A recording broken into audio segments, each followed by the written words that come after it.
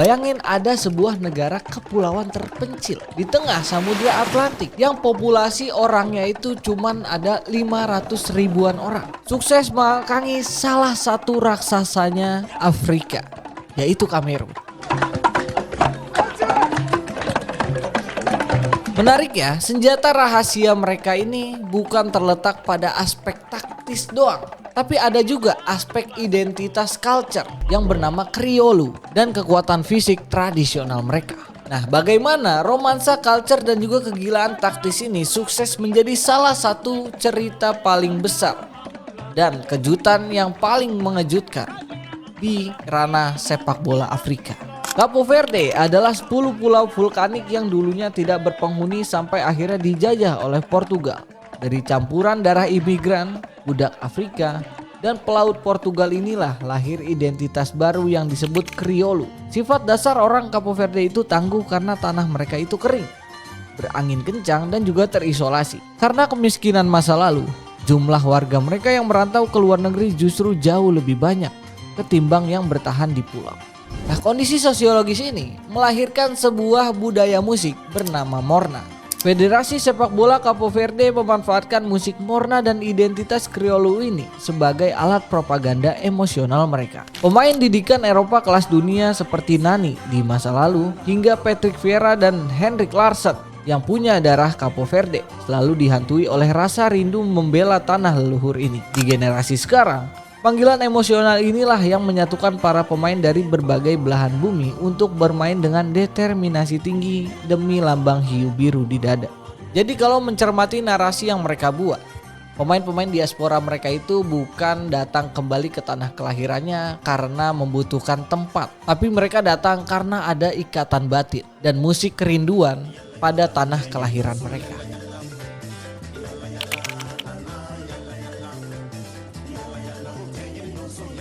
Kalau negara lain ada yang lolos karena jago nyetak gol, Capo Verde nggak begitu. Mereka lolos ke Piala Dunia usai berhasil mengubah stadion mereka di kota Praia menjadi kuburan para striker lawan.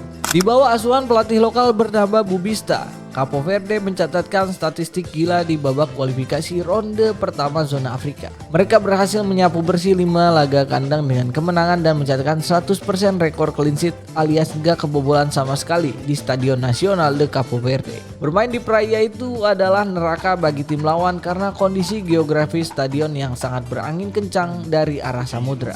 Mirip-mirip kondisinya Bolivia lah, menjadikan elemen kebiasaan dan geografis negara mereka jadi sebuah keuntungan dan juga kekuatan bagi negara mereka. Bubista sangat cerdas mengeksploitasi faktor alam ini. Dia menerapkan taktik low block yang super rapat, membiarkan tim lawan frustasi karena aliran bola atas mereka selalu rusak oleh tiupan angin kencang. Begitu lawan membuat kesalahan akurasi operan, barisan gelandang petarung mereka seperti Kevin Pinya langsung merebut bola dan mengalirkan transisi vertikal cepat ke lini depan. Jadi lawan gak cuma harus mikirin gimana cara nembus taktiknya Bubista, tapi juga harus melawan derasnya angin dari badai Atlantik sepanjang 90 menit.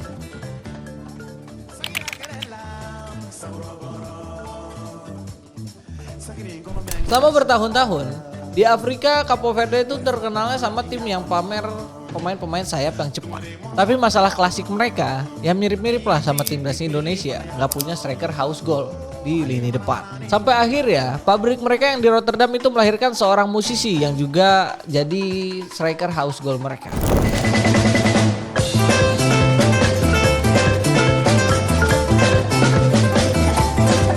Sosok itu bernama Daylon Livramento. Lahir di Rotterdam, Belanda dari seorang ibu yang merupakan penyanyi legendaris Capo Verde bernama Marizia. Daylon awalnya adalah seorang musisi hip hop sebelum fokus total jadi sepak bola profesional. Gitu dia memilih membela timnas Capo Verde 2 tahun lalu. Daylon langsung menjadi kepingan taktis yang selama ini hilang dari skema Bubista. Daylon Livramento menjadi top skor tim di kualifikasi dengan torehan 4 gol krusial. Dia mencetak gol kemenangan saat Capo Verde secara mengejutkan membungkam raksasa Kamerun dan mencetak gol pembuka penentu sejarah saat melibas Eswatini 3-0. Kehadiran Daylon sebagai target man berpostur kokoh membuat winger-winger lincah mereka seperti Ryan Mendes dan Giovanni Cabral punya poros pantulan bola yang sempurna di sepertiga akhir lapangan.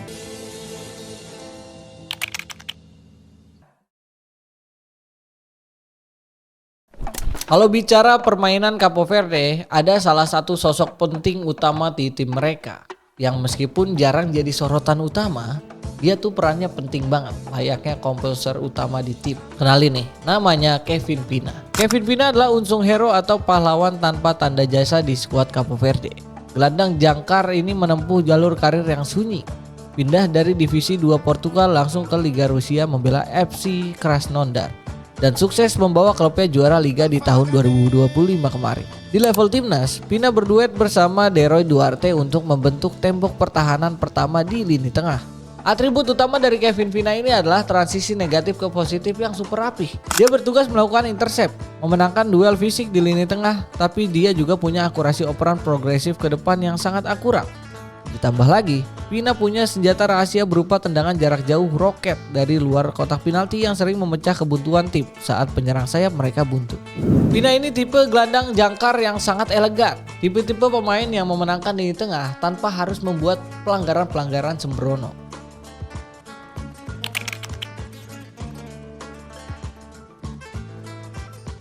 Bicara perjalanan mereka di kualifikasi Piala Dunia 2026 ini, ada anomali gila di putaran final Piala Dunia 2026 di Amerika Serikat ini. Capo Verde yang statusnya cuma tim debutan dari pulau kecil, diprediksi bakal dapat dukungan supporter yang sangat masif di Amerika nanti. Bahkan kabar-kabar ya bisa melebihi tim raksasa-raksasa Eropa. Kok bisa kayak gitu sih?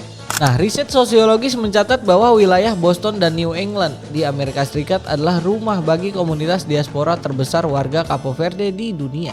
Jumlah warga keturunan Capo Verde yang hidup di pesisir timur AS itu mencapai 500 ribuan orang, sama persis dengan total populasi yang ada di pulau asal mereka. Komunitas diaspora masif ini sudah mengorganisir diri lewat jaringan Row Cabo Verde untuk membiru lautkan stadion-stadion di Amerika Serikat. Namun ada ketegangan konflik politik yang bikin keberhasilan mereka lolos ke Piala Dunia ini semakin dramatis. Hubungan politik diaspora Capo Verde dengan pemerintah AS sempat memanas akibat isu visa dan kebijakan imigrasi Donald Trump. Bahkan sempat ada gerakan boikot dari sebagian fans yang ogah menginjakan kaki ke stadion karena sentimen politik tersebut. Tapi demi cinta terhadap identitas Kriolo dan juga lambang hiu biru, gelombang supporter fanatik berbaju biru, topi hiu, dan alunan musik tradisional ini akan dipastikan tetap tumpah ruah demi mengawal perjuangan sejarah timnas mereka.